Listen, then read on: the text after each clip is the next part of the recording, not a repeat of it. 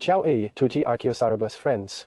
My documentary today will start from here, from the tomb of the giants of Supiri, because looking on Google Maps, then from above, I thought I saw something on the summit very close. Nearby there is the Nuraghe Supiri, below there is the Dome de Janas, and here there is this beautiful tomb of the giants that was built starting from a taphone.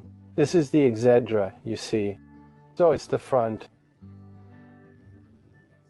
whose entrance was facing west.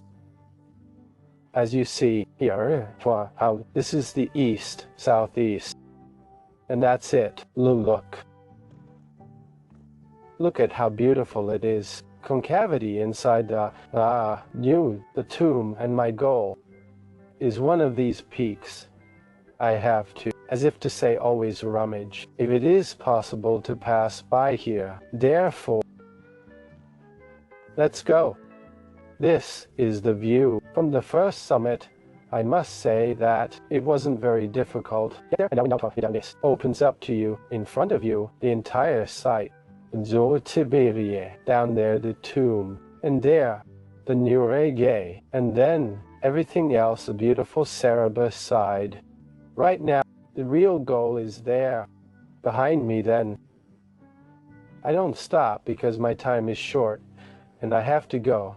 In practice, I'm passing along the fence that delimits the property.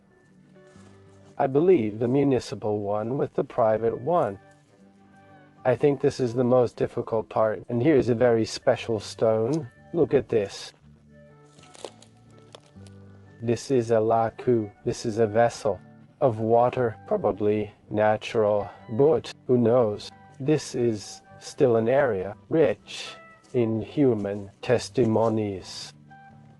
A small cavity has been transformed. Container. Okay, I continue. I think I've arrived. Should be behind me. I go fast, but without running, because here it is full of rock, so I'm careful, but I think that I have had confirmation of what I saw.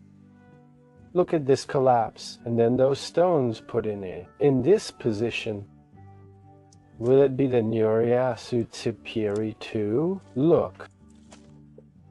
Rocks like this collapse. These rocks are one on top of the other, stacked on top of each other. There is a lot of vegetation around here to be able to see well, but I think it's a sort of terracing it carefully, something like. Look how beautiful they are. These rocks, they are huge rocks. This, it seems like a wall to me. Here, in my charnet, I think this is the one that best identifies the site. Oh yes, guys. Look how big it is. How huge are these rocks? And look how well you can see. From here, the Nuraghe Supiri. The juniper? No. It is, guys, it is. I'm not 100% sure, but to me it looks like a tower. Yes, because then there are more rows on this side. Then, to show you what is the size of rocks. This is my hand.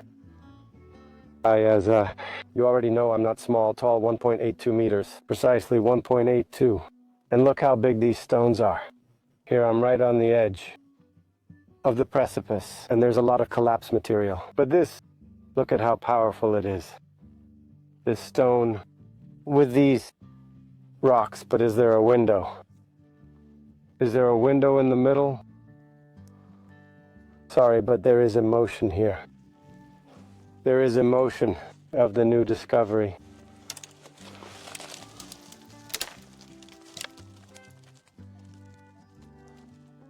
Look at this. It's not really a window, it's like it was a collapse. Here in the middle, no, I want to go around to see if this construction continues from the east side as well. This is the west side.